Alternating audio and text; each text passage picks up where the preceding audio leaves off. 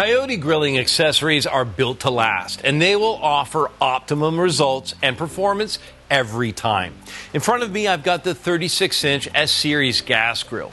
And have you ever wanted to turn your gas grill into a smoker? Well, with Coyote, you can.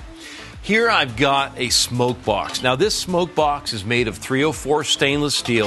It's got a perforated lid and a nice deep perforated base. Soak the chips for about 30 minutes beforehand and then place them in the smoker box. You can have applewood, hickory, alderwood, mesquite, whatever your favorite flavor is. Make sure to preheat your gas grill beforehand to get it up to temperature. Then simply place your smoker box on the standard grate. Close up the hood and make sure before you put any of the food or any of the product in that you've got a good smoke rolling. Now the closer that you put the product to the smoke box, the more intense the flavor of smoke is going to be. Smoke is an incredibly pleasant flavor.